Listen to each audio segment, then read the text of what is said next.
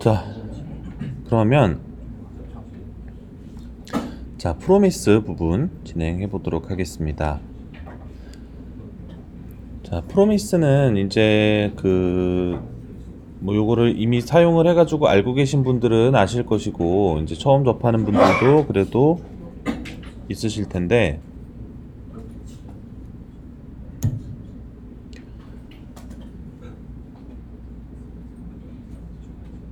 자, 프로미스는 이제 콜백 형태의 비동기를 개선하기 위해서 추가가 된 ES6에 있는 이제 뭐 신규 기능입니다.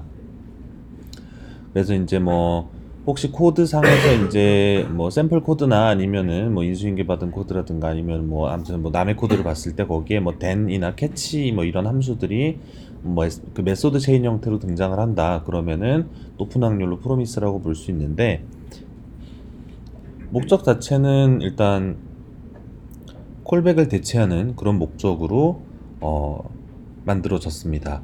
그래가지고 프로미스는 워낙에 문서도 좀 길고 뭐 그렇습니다. 근데 이제 ES6도 나온 지가 벌써 이제 오래됐으니까요. 그래서 이제는 사실 뭐 최신 기능이다 뭐 이렇게 얘기를 하기에는 좀 애매한 위치에 걸리게 되기는 했는데, 아무튼 그렇습니다. 근데 이제 실제로 프로미스에 대한 것들을 만드는 작업을 많이 할 것이냐, 쓰는 작업을 많이 할 것이냐에 대해서 생각을 해봤을 때 실제적으로는 쓰는 경우가 더 많이 있을 것 같아요. 뭐 라이브러리 같은 거를 신규로 뭐 만든다든가 뭐 그런 게 아니면은 사실 뭐 작성하는 거에서 아무튼 뭐 신규로 뭐 프로미스를 작성하시는 것보다는 있는 거를 뭐 만드시는 게 그러니까 있는 거를 사용을 하는 그런 경우들이 아마 더 많을 겁니다. 그래서 이런 형태의 코드들이 보인다 그러면은 저게 이제 내부적으로 프로미스로 구현이 되어 있구나라고 이제 알 수 있는, 이제 함수를 호출을 한 다음에 바로 메소드 체인으로 then이 나오고 catch가 나오는, 혹은 then은 이게 여러 개가 쭉 줄줄이 달려 있기도 한데, 아무튼 그런 형태의 메소드, 그거는 이제 이런 패턴을 보입니다. 이게 이제 만약에 콜백으로 진행이 되게 되면은요, 콜백의 대표적인 예라 그러면 이런 게 있겠죠. 이제 리액트 네이티브에서 많이 쓰는 코드는 아닙니다만 리액트 네이티브에도 비슷한 게 있긴 있기 때문에 실제 이런 비슷한 형태가 뭐 코드가 작성이 되기도 하는데, 아무튼 AJAX 통신을 하기 위한 그 HTTP 리퀘스트를 할 때 이게 이제 레디 스테이트가 되는 거에 대한 그 콜백을 이런 식으로 넣어가지고 작성을 하는 거죠. 그래서 콜백을 이런 식으로 넣게 되거나, 아니면은 저희가 그 setState 안에서도 보면은 setState의 첫 번째는 이제 오브젝트 내지는 그 오브젝트를 생성하기 위한 함수를 넣었으면은 두 번째 인자로 그 함수를 전달을 해가지고 콜백으로 그 안에서 뭔가 이벤트를 처리하게끔 만든 뭐 그런 형태들이 콜백의 예시가 되겠습니다. 여기 요 부분이 이제 콜백이죠. 근데 이제 프로미스 같은 경우에는 이제 이게 공통적으로 로그 찍는 거라서 로그 함수를 따로 이렇게 빼놨는데, 예를 들어 뭐 이제 제일 많이 쓰게 될 AJAX 하게 되면 아무래도 제일 많이 쓰게 되는 이 엑시오스의 get 이용해 가지고 어떤 특정 주소에 있는 데이터를 불러왔다라고 하면 거기에 이제 then 부분에 이렇게 함수 넣어 가지고 이게 이제 정상적으로 완료가 됐을 때에 대한 부분이고, 그리고 이제 이게 캐치 쪽은 이제 뭔가 에러가 났을 때 나오는 그런 식으로 이제 콜백 대신에 이런 그 프로미스 패턴 then하고 캐치를 사용을 하게 됩니다. 중요한 거는 이제 then은 중첩이 될 수가 있다라는 건데요. 뭐 예를 들어서 이제 fetch하고 비슷한 뭐 load라는 뭐 가상의 함수인데, 이제 fetch하고 거의 비슷하게, 근데 fetch는 원래 이 안에 들어가는 게 좀 그 가지수가 좀 많아가지고 그거를 실제 예로 들면은 너무 복잡할 것 같아가지고, 뭔가 이제 그 제이슨 데이터를 읽어오는 load라는 함수가 있고 그게 이제 프로미스 패턴으로 만들어져 있다라고 하면은 실제적으로 작성하는 코드가 이런 형태가 될 겁니다. 로드하고 완료가 됐을 때 이 처리를 하게 되고요.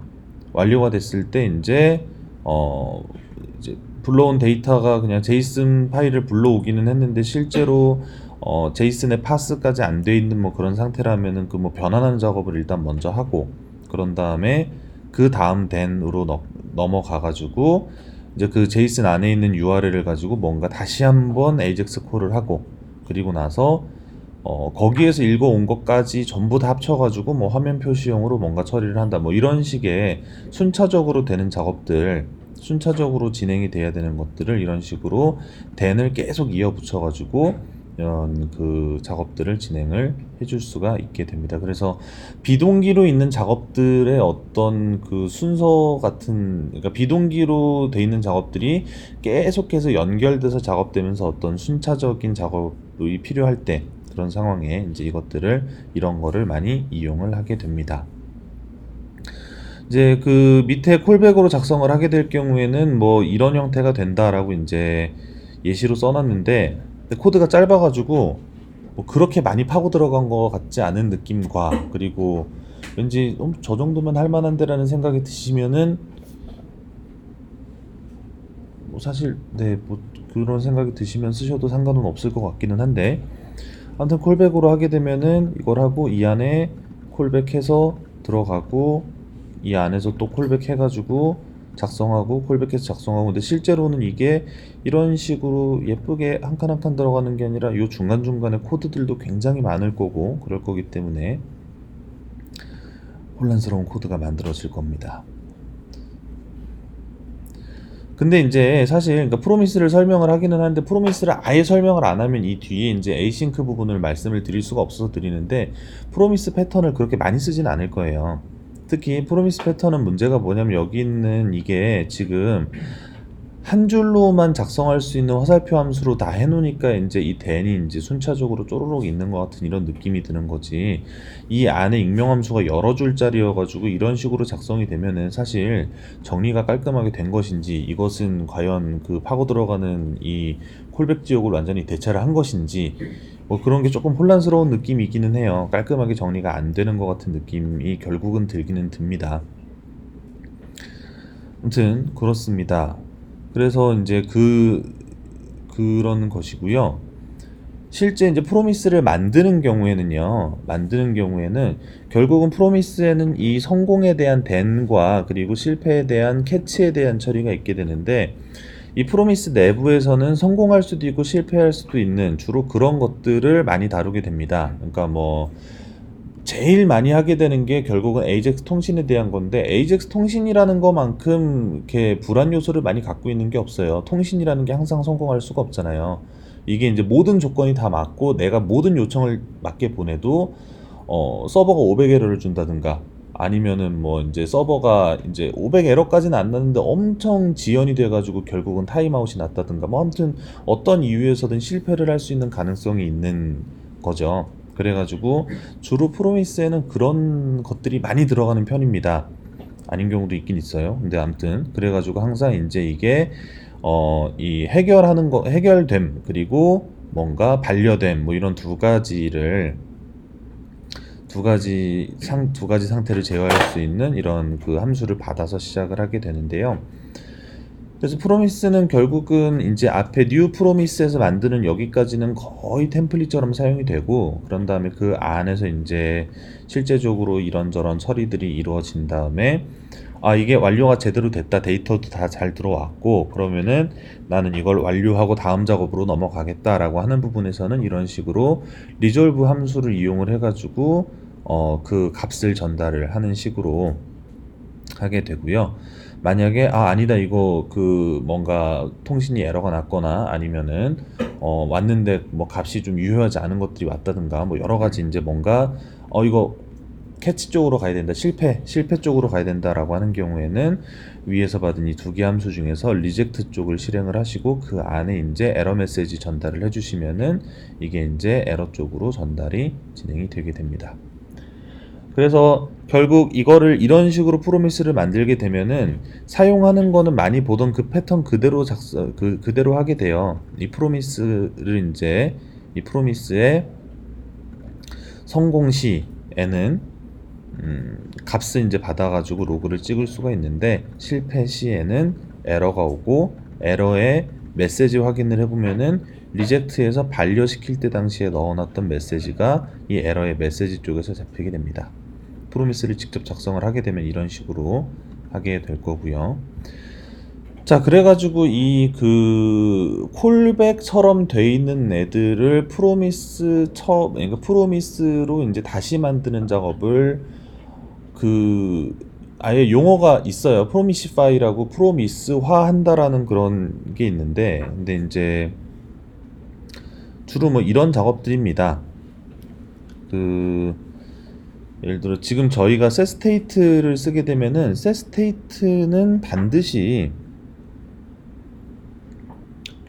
setState는 반드시 콜백으로밖에, 그러니까 이거는 그 프로미스로 된 처리 자체가 예전부터 지금까지 계속 안 되고 있는 거예요. setState는 계속해서 콜백 방식으로만 처리가 되고 있는데, 그래가지고 이 콜백 방식으로 처리가 된 애들을 뭔가 이런 그 뭐야 프로미스 같은 뭐 then에서 뭔가 처리를 하고 싶다 뭐 이런 것들을 지금 할 수가 없는 상태인데, 아무튼 그래가지고 이 그 만약에 내가 이거를 setState인데 이게 이제 setState가 프로미스식 그 asynch로 동작하는, 어차피 얘도 asynch로 동작하는 게 맞기는 한데, 근데 이제 보통 표현을 이런 식으로 네이밍을 이런 식으로 지어서 맞춰가지고 지었는데, 그래서 asynch로 동작하는 setState를 만들겠다라고 해서 이렇게 만들어 놓으면은 이 안에 프로미스를 만들어서 이쪽이 성공 실패인데, 사실 setState는 웬만해서는 실패하는 경우가 없어서 사실 얘네를 통째로 트라이 캐치로 쌓아가지고 체크를 할 수 있기는 한데, 그거는 생략을 그냥 했고요.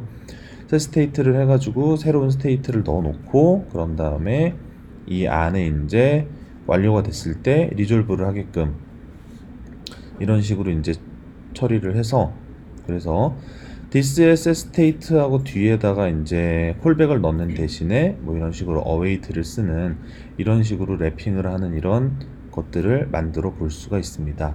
자, 여기 응용편이니까 요거는 혹시 setState를 좀 프로미스화 해가지고 써보고 싶다 하시는 분들은 요거를 도전을 하셔서 코드에다가 적용을 해주셔도 좋겠습니다.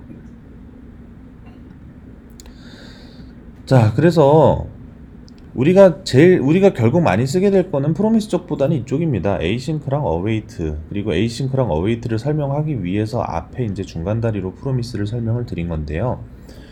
await, 그 asynch하고 await는 ECMA 스크립트 2017에 추가가 된, 이거는 비교적 최신 스펙입니다. 이것도 근데 요즘 같은 시대에 이제 3년 전에 발표된 스펙을 최신이라고 얘기를 할 수가 있느냐에 대해서는 뭐 좀 아무튼 논란의 여지가 있을 수 있겠습니다. 근데 네, 아무튼 최신입니다. 노드.js에서는 7버전에서 적용이 처음 됐습니다. 노드에서 7버전 적용됐다 그러니까 왠지 되게 거리감이 많이 느껴지지 않나요? 지금 최신 버전이 12버전인데.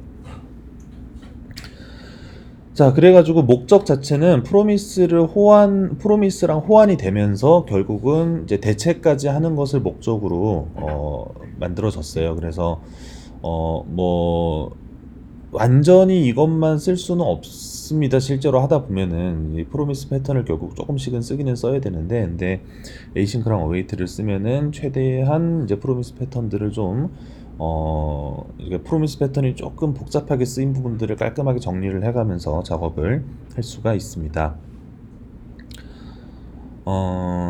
자, 그래서 일단은 async 펑션이라는 게 보통 이제 async, await 이렇게 두 개 이런 식으로 부르지만, async라고 부르는 애들은 다 async 펑션에 대한 부분입니다. 그래서 자, 그 기존에 그냥 사용하던 펑션 선언하는 이 문법 앞에다가 asynц만 붙여 놓으면 됩니다. 그러면은 함수 선언이 되기는 되는데, 그 함수가 이제 뭔가 비동기적인 처리를 에이싱크로나이즈한 처리를 하는 그런 함수로 만들어지게 됩니다. 그래서 이렇게만 코드를 만들면은요, async 펑션 해가지고 이 안에서 리턴을 했잖아요. 그 리턴을 한 거를 실제적으로 이런 식으로 프로미스처럼 호출을 할 수 있게 됩니다. 자, init이라고 만든 이 async 펑션을 실행을 한 다음에 then 잡아가지고 텍스트를 로그에 찍어보면은 여기에서 리턴한 값이 이렇게 then 쪽으로 바로 들어와요. 프로미스를 앞에처럼 사실 복잡하게 만들 필요가 없다는 얘기입니다. 그래서 조금 간략하게 그냥 써놓고 말았어요.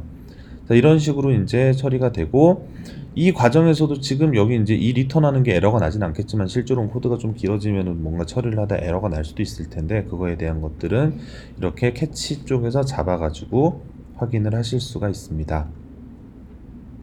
이런 식으로 async 펑션을 만들 수가 있고요. 자, 그런 다음에 이제 이게 그냥 이런 그 일반 함수 말고 화살표 함수도 asynch로 만들 수 있습니다. 마찬가지로 화살표 함수는 모든 함수가 익명으로 만들어진 다음에 함수 같은데 이제 그 뭐 함수 같은 쪽에 할당이 되게 되는데, 마찬가지로 이 화살표 함수 선언하는 거 앞에다가 async 키워드만 넣어주시면은 이 함수가 async 함수로 만들어져서 동작을 하게 됩니다. 똑같이 이렇게 init 호출한 다음에 뒤에 then 하고 catch 불러가지고 하실 수가 있어요. 근데 async 함수는 요런 목적도 갖고 있지만, 얘가 이제 최종적으로 마지막에 리턴하는 것을 이제 이런 식으로 then에서 잡을 수 있는, 결국은 내부적으로 프로미스처럼 처리가 되는, 프로미스로 내부에서 이렇게 만들어지는 이것들을 이용을 하기 위해서도 이제 하지만, 제일 중요한 거는 사실은 이 await 부분 때문에 그래요. 이 await는 이제 await 같은 경우에는 비동기로 처리가 되는, 그러니까 async로 처리가 되는 그런 모든 것들 앞에다가 이제 붙일 수가 있는데, 모든 것들이라 그러면 좀 오해 여지가 있네요.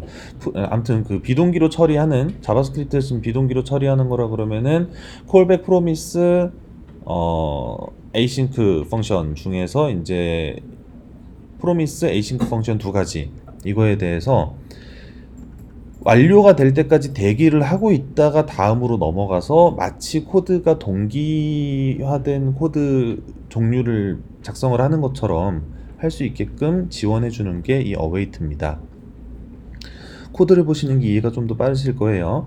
자, 앞에서부터 계속 했었던 그 패턴의 내용입니다. 제이슨을 로드를 한 다음에 제이슨을 이제 실제 제이슨 오브젝트가 아니고 그냥 그 제이슨 스트링으로만 되어 있는 그 로우 데이터를 제이슨으로 변환하는 거를 한번 then 처리를 하고, 그 뒤에 이제 그 안에 있는 URL 같은 걸 이용을 해가지고 다시 한번 AJAX 콜을 하고, 그런 다음에 거기에서 받아온 내용들을 또 이제 뭐 가공을 하고 뭐 이런 식으로 then이 쭉 이어지는 이것들.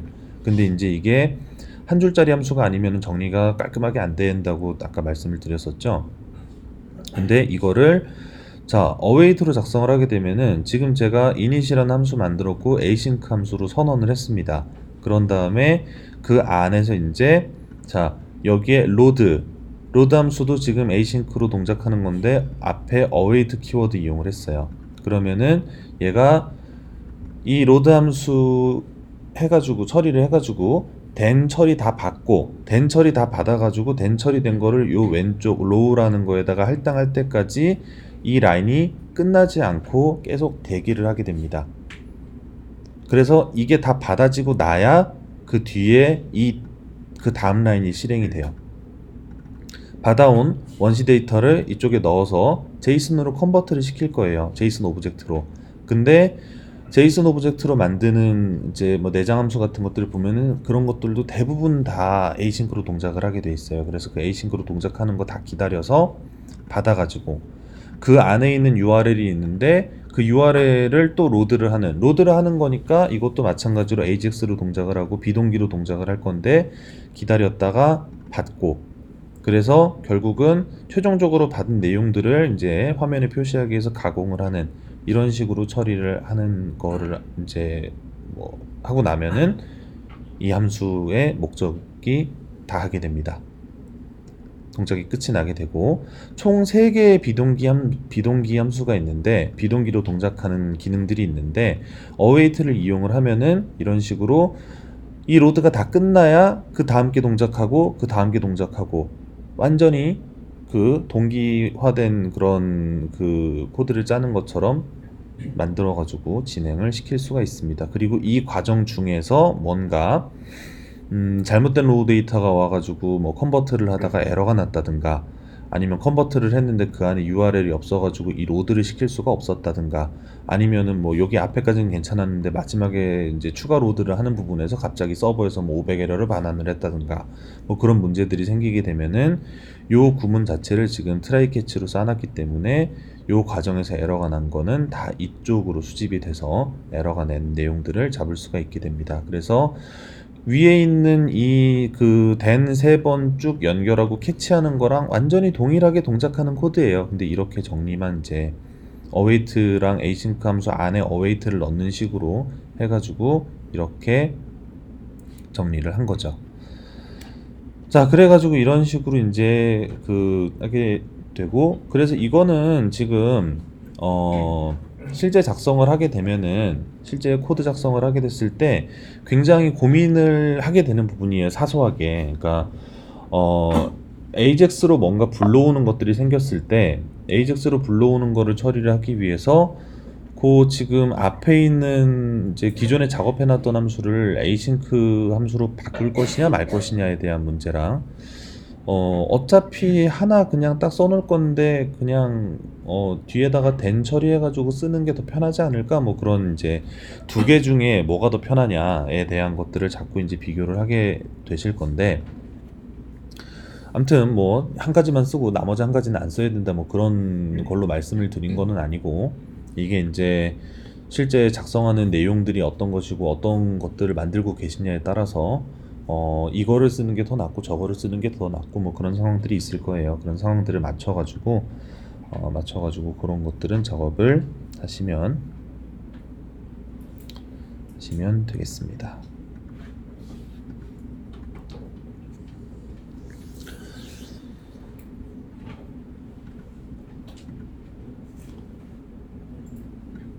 자, 그래서 지금 이거를 작업하는 동안에 이제 이머도 좀 많이 쓸 거고, 그리고 이머도 좀 많이 쓰고 await 키워드도 좀 많이 쓰게 될 텐데, 이거를 설명을 또 안 드리고 들어가면은 이거를 이제 좀 ES5 쪽에 좀 ES5 쪽으로 많이 쓰셨던 분들은 많이 좀 당황스러워 하시고, 근데 이게 MDNS 찾으면 어느 정도 나오긴 나오는데, 이게 좀 이런 단어들이, 이런 키워드들이 또 검색하기 되게 난감한 그런 뭐 거의 이제 일상 용어에서도 많이 쓰이는 단어들이어가지고, 뭐 그래도 자바스크립트 어웨이트 하면 어느 정도 나오긴 나오겠지만 검색하기 되게 좀 난감한 그런 것들이라 정리를 한번 해드렸습니다.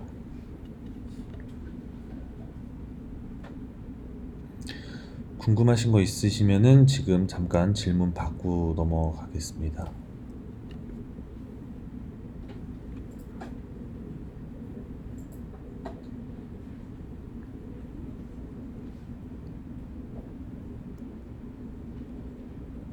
왠지 지금 손 들고 얘기하면은 이목이 집중될 것 같아가지고 잘 안 하게 되죠.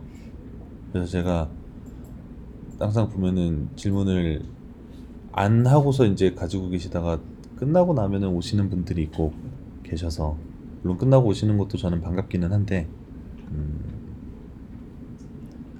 그럼 제가 중간에는 저기 질문 있냐고 물어보지 말까요, 그냥? 제가 너무 여러분을 불편하게 하고 있는 게 아닌가.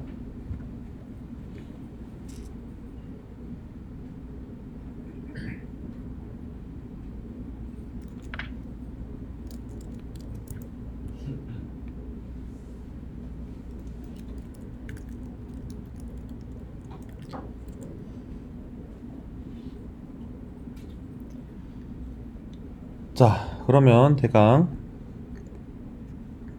이론적인 부분들은 이렇게 해놓고, 자, 오늘 실제로 사용할 컴포넌트들을 좀 이야기를 하고 코드를 좀 작성을 해보도록 하겠습니다. 코드를 많이 작성을 해야죠. 자, 오늘은 일단 첫 번째로 다뤄볼 거는 에이싱크 스토리지에 대한 겁니다. 같아요. 에이싱크 스토리지를 쓰기 위해서 이 많은 설명들을 했어요. 자, 근데 이 에이싱크 스토리지는요, 지금 여기 이제 참조 2개 걸어놓은 것 중에서 첫 번째는 엑스포에 있는 도큐멘테이션이에요. 두 번째는 리액트 네이티브 커뮤니티라고 따로 분리가 돼 있는 프로젝트인데, 그 리액트 네이티브는 이제 0.6 버전, 그러니까 0.58, 59 해서 이제 그 최근 버전으로 오면서 리액트 네이티브 본 프로젝트 자체는 좀 사이즈를 계속 줄이고, 그래가지고 원래는 웹뷰라든가 뭐 이제 그 뭐 기본적으로 포함되어 있는 컴포넌트들을 전부 다 기본이 아닌 상태로 이제 다 아마 차차기 버전에서는 제거가 되는 걸로 지금 이미 공지가 막 나오고 있고요. 사용을 하면 안내가 막 뜨거든요. 그래가지고 본 프로젝트는 줄이고, 그런 다음에 그거를 이제 필요한 사람들만 선택적으로 할 수 있게끔, 아무튼 리액트 네이티브 커뮤니티라는 곳에서 이제 후속으로 이어가지고 개발을 하게끔 돼 있습니다. 그렇게 진행이 되고 있습니다. 그래서 저 리액트 네이티브 커뮤니티는 좀 포지션이 굉장히 애매하죠. 퍼스트 파티도 아니고 그렇다고 완전히 서드 파티도 아니고 뭐 그런 포지션인데, 아무튼 근데 이게 분리가 되고 나서 더 좋아진 점들이 좀 많이 있어요. 그래서 뭐 특히 대표적으로 분리된 것 중에 하나가 웹뷰가 이제 분리가 됐는데, 웹뷰가 분리가 되면서 원래는 이제 기본으로 포함이 돼 있는 거니까 뭐 네이티브 모듈 쪽을 최대한 좀 이제 뭐 덜 쓰고 뭐 구현하는 쪽으로 돼 있다가, 지금 분리가 된 다음에는 아예 이제 네이티브 모듈 쪽도 화끈하게 당겨다 쓰고 하면서 뭐 성능도 막 올라가고 좋은 점들이 많이 생겼는데, 아무튼 그래서 에이싱크 스토리지 같은 경우에도 분리가 돼서 따로 운영이 되고는 있습니다. 그래서 지금 이제 저희는 엑스포를 쓰고 있지만은 리액트 네이티브 그냥 이닛으로 해가지고 만들었을 때는 지금은 두 가지를 다 쓰실 수 있어요. 커뮤니티 쪽에 에이싱크 스토리지도 쓰실 수 있고, 그 리액트 네이티브 내장도 아직은 동작하고 남아 있기 때문에 그거를 이용을 하실 수도 있어요. 그래서 그 두 가지가 이제 선택이 가능하고요. 근데 이제 저희는, 그러니까 API는 똑같아요. API는 동일하게 구성이 돼 있어가지고 근데 아무튼 저희는 이 그 엑스포 쪽에 있는 에이싱크 스토리지를 사용을 할 겁니다. 근데 이 엑스포에는 에이싱크 스토리지가 엑스포용으로 뭐 엑스포에서 따로 만든 게 아니라 임포트 자체도 리액트 네이티브 안에 있는 에이싱크 스토리지를 사용을 하고요. 사용을 하는 방법 자체도 이제 동일하고 그렇습니다. 자, 그래서 에이싱크 스토리지는 그 뭐 레디스랑 비교하면은 레디스보다는 속도가 좀 많이 느리긴 하겠지만, 아무튼 로컬 데이터베이스인데 뭔가 그 데이터베이스라고 하면은 보통 생각되는 이제 뭐 쿼리 형태로 해가지고 저장을 하고 불러오는 그런 복잡한 형태는 아니고, 결국 그 안에는 그냥 키 값상으로만 해가지고 데이터들이 저장이 돼 있습니다. 되게 이제 단순한 형태로 저장이 돼 있어요. 여기 샘플 코드도 보면은 아이템 저장할 때 앞에 키 넣고 뒤에 값 넣고 이런 식으로 키 값 형태로 저장하고서 불러올 때도 입력했던 키 그대로 넣어 놓으면은 그 뒤에 있는 값 나오는 형태로, 사실상 그냥 뭐 오브젝트가 저장돼 있는, 오브젝트 하나가 저장이 돼 있는 뭐 그런 형태로 구성이 돼 있고요. 용량도 최대 용량이 6메가입니다. 6메가를 늘리는 방법이 있기는 한데, 근데 아무튼 6메가가 넘어가게 되면은 에이싱크 스토리지를 늘리는 노력으로 그냥 다른 네이티브 모듈 연동하시는 게 더 나을 거예요. 아무튼 최대 용량은 6메가라서 뭐 굉장히 큰 데이터들을 저장을 한다 뭐 이런 것들은 고민을 좀 해보실 필요가 있습니다. 예를 들면 그냥 텍스트만 넣는데 6메가 넣을 수가 있나요? 라는 생각을 하실 수가 있는데, 자칫 뭐 이렇게 뭐야, 처음에는 데이터 조금씩 넣고서 생각하고 있다가 나중에 이제 갑자기 그 베이스 64 인코딩 되어 있는 이미지가 들어간다든가 그러면은 6메가 차는 거 한순간이거든요. 그래서 그런 것들은 안 넣으셔야 되죠. 아무튼 최대 용량이 6메가고 최대 용량이 넘어가게 되면은 좀 그 얘가 용량이 넘어가가지고 더 이상 저장을 못한다라고 나오면 좋은데 조금 오묘하게 자꾸 이렇게 왔다 갔다 하는 에러 메시지를 보여줘가지고 아무튼 용량은 미리미리 체크를 하셔가지고 넘지 않도록 하시는 게 좋고요. 네, 요 밑에 써 있는 건 제가 앞서 설명을 드린 리액트 네이티브 이제 본 프로젝트에서 떨어져 나와서 커뮤니티에서 관리를 하고 있습니다. 자, 데이터를 저장을 할 때 무조건 스트링으로만 저장이 되기 때문에 그 숫자를 저장을 할 때에도 그렇고 뭐 어떤 거를 저장을 하든지 간에 전부 다 스트링으로 변환을 해가지고 저장을 하게 됩니다. 저장할 수 있는 게 스트링 한 가지밖에 없어요. 근데 그래가지고 만약에 이제 좀 타입을 엄격하게 지킬 필요가 없다 같은 상황에서는 뭐 예를 들어서 뭐 숫자 같은 거를 넣었는데 숫자를 그냥 투스트링 해가지고 넣는 거는 그렇게 크게 문제가 없다. 뭐 나중에 불러올 때도 그거 해가지고 뭐 파스 인트를 하든 파스 플롯을 하든 뭐 알아서 뭐 변경을 해서 쓰겠다 뭐 그런 경우에는 그냥 하셔도 되는데 근데 기왕이면은 이제 그 원래 있었던 데이터 타입을 최대한 유지하기 위해서 일부러라도 제이슨으로 저장을 하는 경우가 많습니다. 제이슨에 저장을 해가지고 스트링기파이 해가지고 넣었다가 다시 파스해서 꺼내면은 그 안에 타입이 살아 있잖아요. 그래가지고 제이슨으로 쓰는 경우가 제일 많은데 아무튼 그렇습니다. 단순 값들도 이제 일부러 싸가지고 처리를 하는 경우들도 많이 있고요. 자, 그래서 set 아이템 하고서 앞에 이제 이름, 이제 이 키를 바탕으로 불러오기 때문에 유니크하게 넣어주셔야 되고, 이제 뒤에 스트링 값을 넣어서 저장을 하고요. 에이싱크이기 때문에 이 뒤에 then으로 처리할 수 있습니다. 근데 이게 제가 여기에 이 문서를 굳이 이거를 여기다 이거 작성을 해놓은 게 이쪽에 원래 이 에이싱크 스토리지 문서 보시면은요, set 아이템 보더라도 자, 스트링 있고 키 넣고 밸류 넣고 여기 세 번째 콜백을 넣을 수 있게 돼 있고 실제 콜백을 넣을 수 있어요. 그래가지고 then 처리가 아니라 여기에 키, 밸류 그리고 요 위치에 세 번째로 콜백을 넣어도 동작을 하고 then을 넣어도 동작을 해요. 그래가지고 이 문서대로 진행을 하실 거면 이 문서대로 콜백 처리를 하셔도 상관없습니다. 어차피 콜백도 정규로 지원을 하는 거니까. 근데 이제 then으로 처리를 하실 거면은 then도 이제 지원을 하기 때문에 얘가 async 프로미스 패턴으로 동작을 하기 때문에 then 처리하셔가지고 이 뒤에서 받으실 수도 있고요.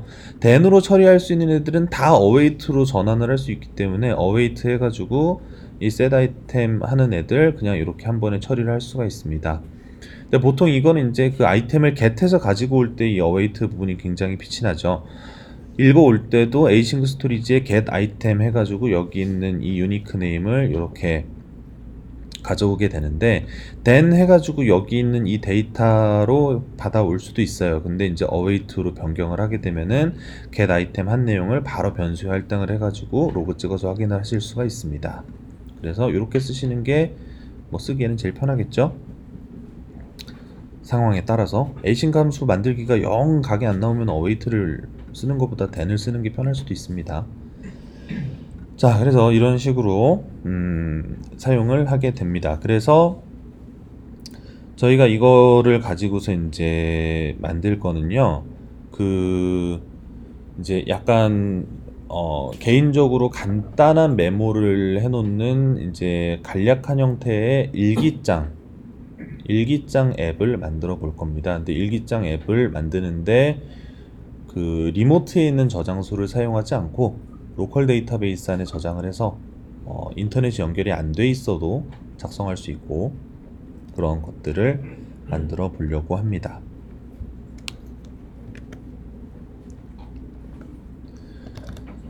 자, 대략 간략하게 만들 부분들에 대해서 설계만 조금 해놓고 그런 다음에 설계한 거 실제 구현할 부분들을 고민을 하면서 저희는 점심을 먹고 와서 이제 제작을 하면 될 것 같은데,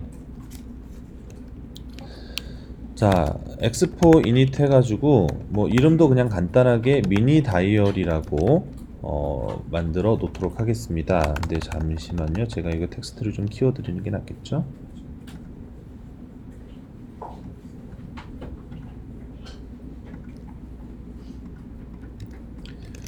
24포인트 이상은 키워드리기 힘들고. 자, 엑스포 이닛 미니 다이어리라고 만들어서, 자, 어차피 리액트 내비게이션 필요하긴 합니다. 필요하긴 한데 뭐 이거를 내가 세팅하는 거가 좀 귀찮다, 세팅하는 거 귀찮다 하시는 분들은 탭으로 만든 다음에 기존에 있던 탭 지우고 거기에 필요하신 것들을 만드셔도 돼요. 그렇게 하셔도 상관이 없고, 저는 그냥 그래도 빈 페이지 만들어 놓고 필요한 거 하나씩 추가를 좀 해보려고 합니다. 그래서 저는 블랭크로 선택을 할 거고, 이름 미니 다이어리라고 입력해 가지고 프로젝트 생성하고, 그렇게 해서 진행을 해보도록 하겠습니다.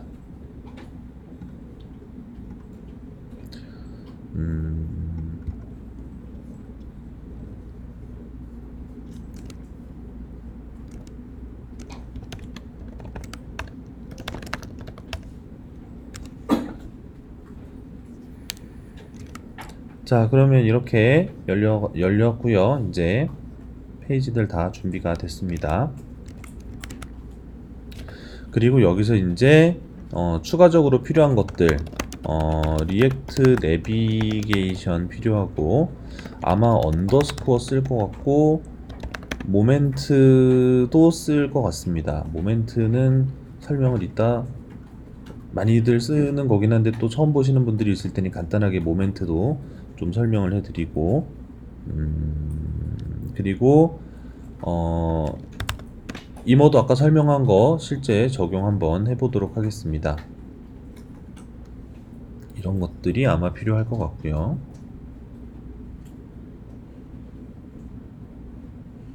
나중에 생각나는 건 나중에 또 설치할게요. 자, 그리고 그거 하고 나면은 그 뒤에 이제 리액트 내비게이션 문서 쪽에 있는 엑스포 인스톨 기능으로 하는 리액트 네이티브 제스처 핸들러 하고, 리액트 네이티브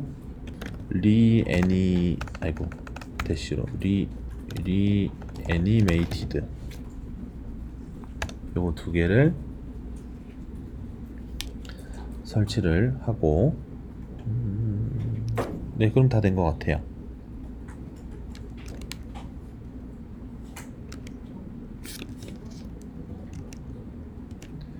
자, 그래서 여기서 iOS 시뮬레이터로, 뭐 여러분은 원하시는 시뮬레이터든 에뮬레이터든 실제 기기든 보시면 되겠고,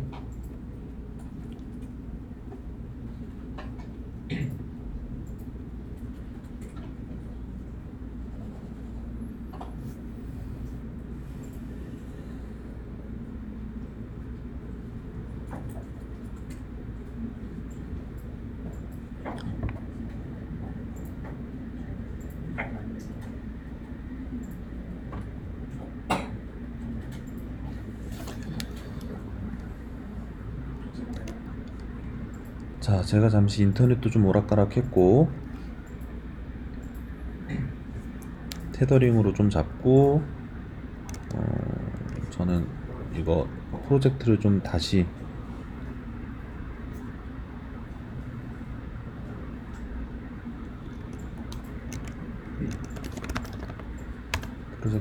시작을 좀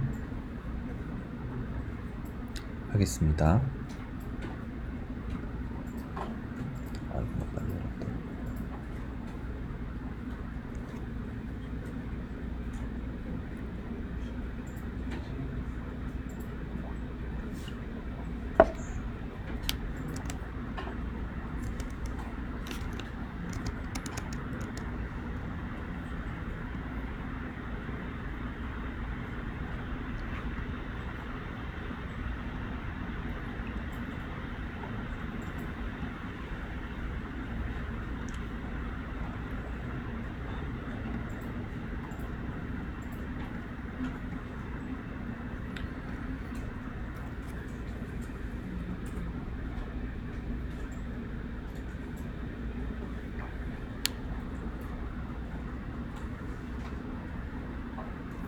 아, 맞다. 완전 까먹고 있었어. 저희 그거 네이티브 베이스 쓴다 그래 놓고.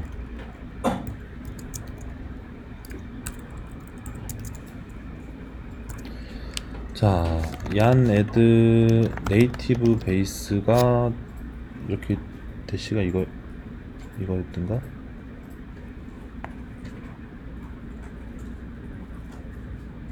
잠깐만요. 제가 이름만 좀 확인해 보고.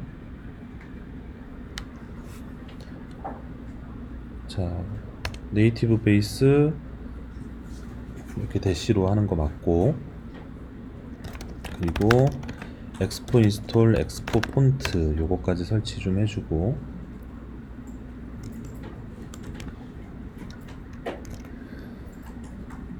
자, 지금 제가 여기 이제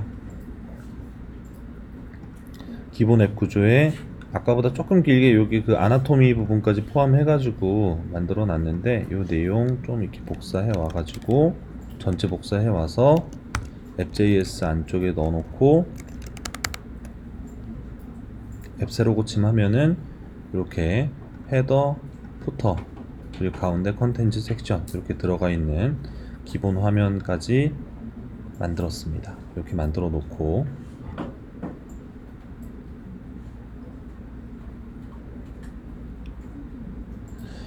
자, 이제 여기서 저희가 이제 그 실제 앱에 관련해서 생각을 해보자면은, 결국에 요거 일기 같은 것들을 작성을 하게 되면은 보는 화면은 뭐 게시판 같은 거랑 크게 다를 게 없어질 것 같아요. 그러니까 그냥 목록이 있고, 눌렀을 때 그거를 조회하는 뷰가 있고, 목록, 뷰 두 개에다가 실제 작성을 하게 되는 그 작성 폼 하나 해가지고 화면은 총 3개가 아마 미니멈일 것 같습니다. 여기에 이제 뭐 수정 기능은 뭐 이제 당장이 아니라 뭐 나중에 넣게 되더라도 뭐 폼 화면을 다시 재사용할 수 있을 거고, 삭제는 삭제 뷰가 따로 있지 않을 거고, 그러면은 최소 필요한 뷰는 3개일 것 같아요. 그리고 이거를 이제 봤을 때 목록이 있고, 목록에서 상세를 들어가는 거는 현재 사용할 수 있는 내비게이션 중에 정확하게 스택 내비게이션이 제일 적절하게, 뭐 그 여기에다가 뭐 드로어 같은 거를 적용을 하진 않을 것 같고, 다른 내비게이션들보다 스택이 제일 적절할 것 같습니다. 그러면 여기 이제 페이지스에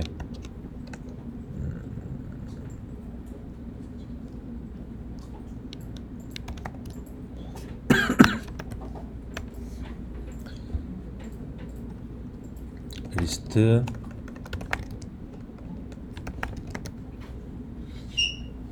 이름을 뷰라고 지으면은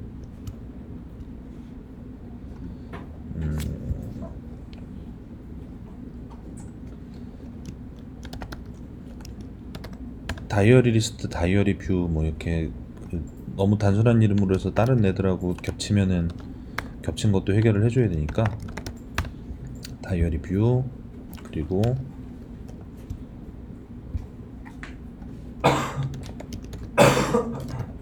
다이어리 폼까지 이렇게 총 3개 만들어서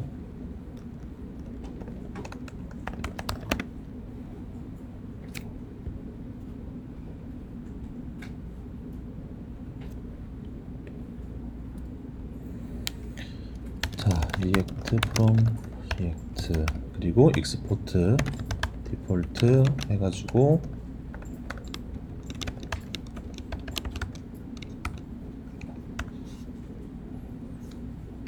기본 폼을 하나 만들어서 일단 3개 다 넣어놓고, 좀 구분만 먼저 할 수 있게 리스트,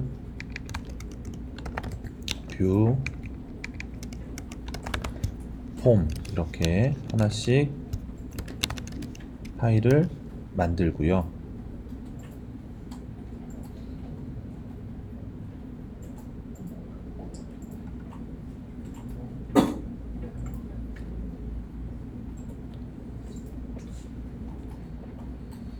자, 여기 앱.js 쪽에서 앱.js 이제 화면에 표시되는 내용들은 다 없앨 건데, 아무튼 여기에 이제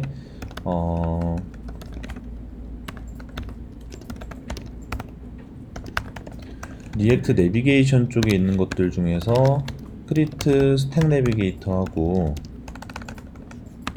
그리고 크리트 앱 컨테이너 요거 두 개 임포트를 해가지고, 그래서 여기에서 이제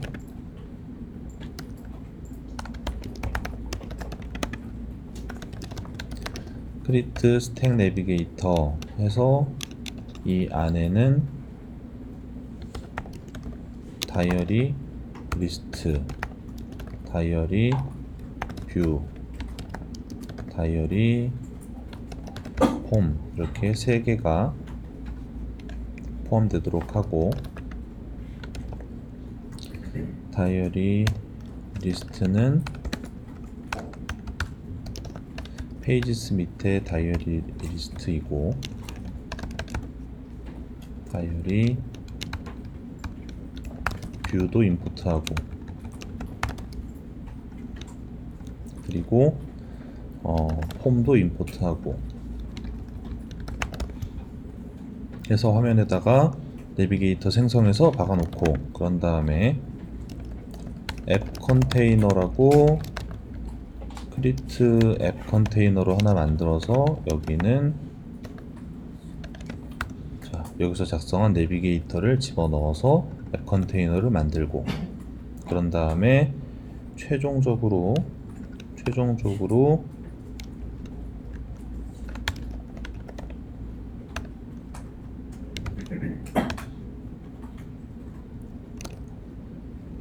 렌더 안에다가 앱 컨테이너 이렇게 넣어 놓으면은,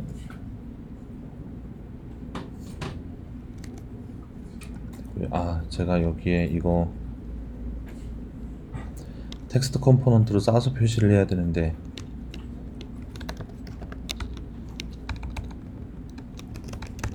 맨날 깜빡깜빡해요.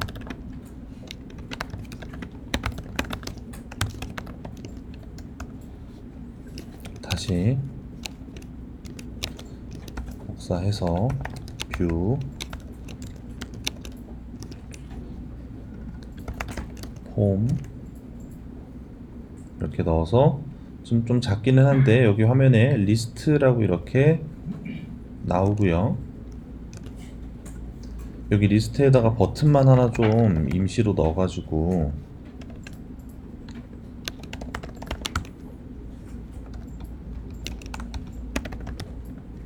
자, 타이틀을 이제 go to view page라고 써서, 자, 온 프레스를 했을 때에는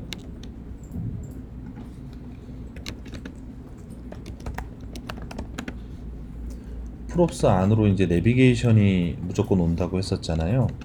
그래서 내비게이션에 내비게이트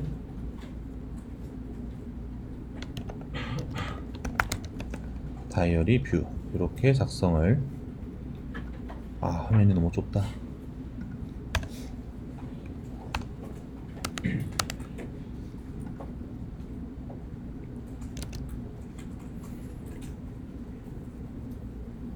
자, 이렇게 작성을 해 놓으면은 여기서 이제 뷰 페이지로 이렇게 스택으로 넘어가고 백으로 돌아오고,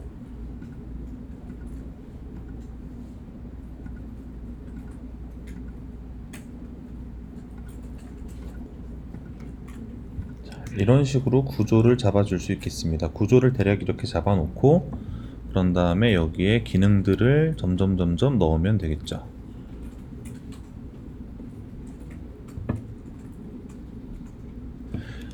근데 여기에 아예 여기에 전부 다 애들을 화면을 전부 네이티브 베이스에 있는 헤더까지를 다 쓸 생각이어가지고, 그래서 여기 있는 이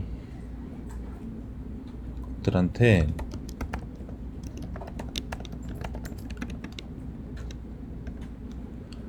내비게이션 옵션즈의 헤더를 없애는 걸로,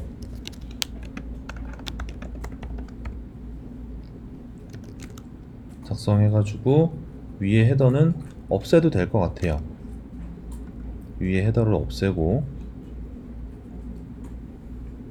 그리고 예를 들어 여기 리스트 같은 경우에는 여기 있는 이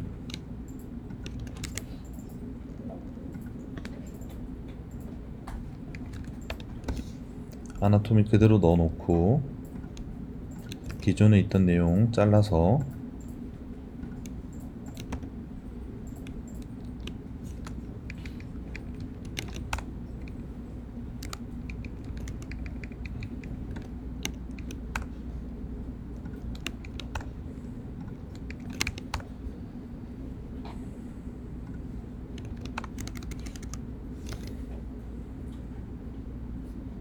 자, 이렇게 작성하고 네이티브 베이스 거를 이렇게 불러는 와야겠네요.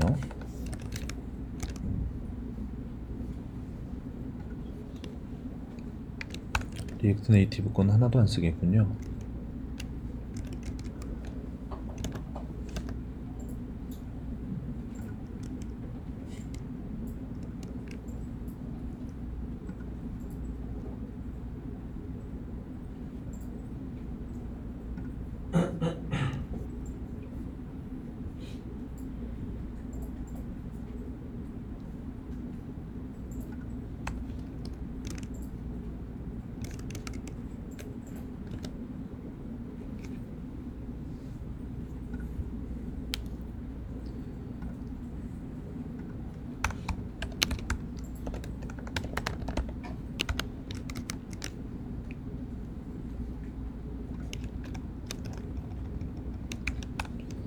자, 버튼이 리액트 네이티브 버튼에서 이거 파이어베이스, 네이티브 베이스 버튼으로 바뀌었으니까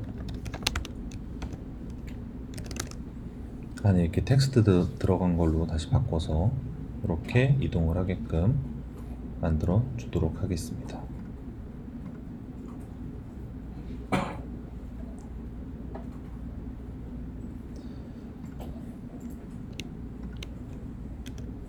자, 여기 이 구조를 지금 뷰 쪽에도 일단 똑같이 넣고, 여기 임포트 하는 것도 똑같이 넣고,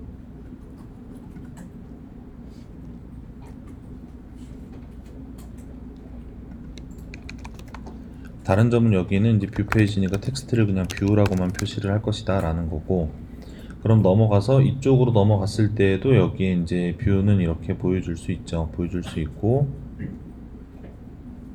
그리고 여기 이제 여기에 나오는 버튼들은 더 이상 기본 버튼이 나오는 게 아니니까 이거는 나중에 아이콘 표시되는 것도 바꾸고, 여기 버튼에 온프레스 해가지고 뭐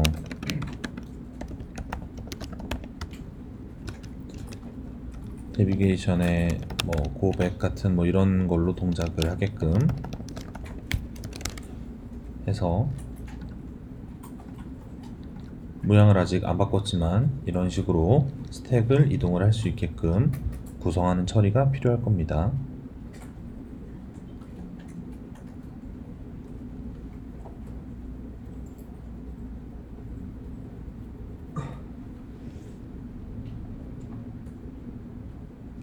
자, 이런 식으로 구성을 해서 이제 작성을 할 거고요. 폼까지만 좀 해가지고 제가 이거를 코드를 한번 올려드리는 게 낫겠죠. 지금 이거를 계속 작성하시느라 바쁘신 분들이 많은 것 같아서.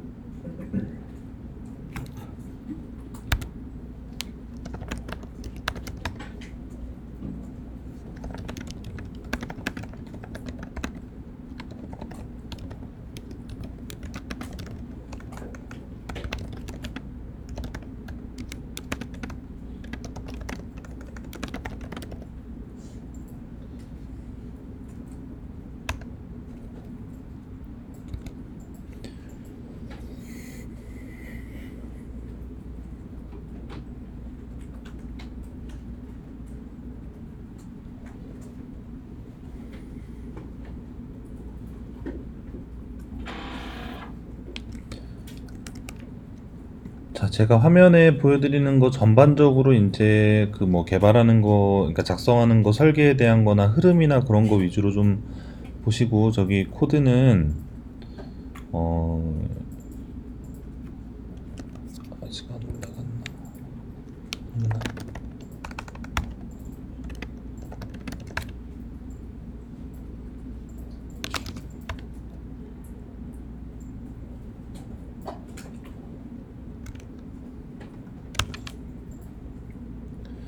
자, 코드는 제가 지금 미니 다이얼이라는 이름으로 프로젝트 올렸으니까 이쪽에서 그 기터브에서 바로 소스 열어가지고 코드만 분석을 해서 보셔도 좋고, 아니면은 뭐 받아가지고 뭐 실행한 다음에 살 붙여 나가는 거, 지금은 계속 저희가 이전에 했던 세팅들 다시 복습하는 뭐 그런 내용들을 좀 한 거니까 뭐 바로 이제 그 안에 코드 이제 작성해 나가는 부분부터 하겠다라고 생각을 하시면은 지금 만들어서 올려놓은 거까지 세팅을 하시고서 그 뒤에 이제 실제 데이터베이스 뭐 다루고 하는 그 부분부터 진행을 하셔도 될 것 같아요.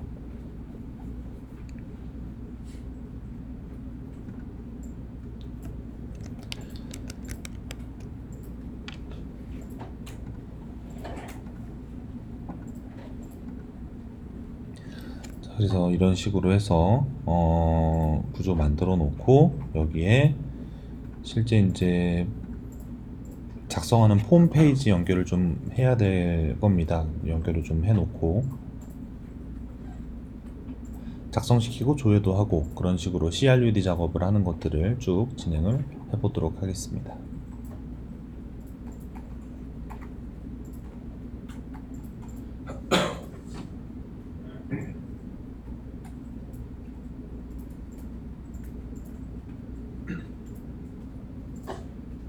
기능에 살 붙여가지고 더 하실 분들은 더 하셔도 상관없습니다.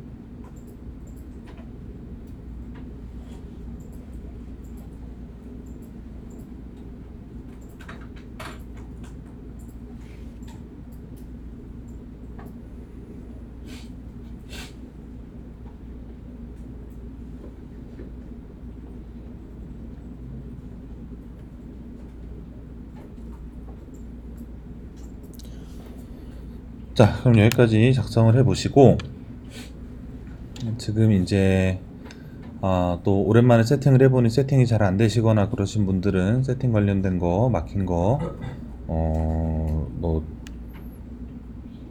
해결이 너무 안 되고 그러면 너무 이렇게 그 붙잡고 시간 많이 쓰지 마시고 전화 저기 그 뒤에 조교 선생님을 불러가지고 해결을 빨리 하시고, 요 프로젝트 세팅도 가급적이면 좀 빨리 해보시고,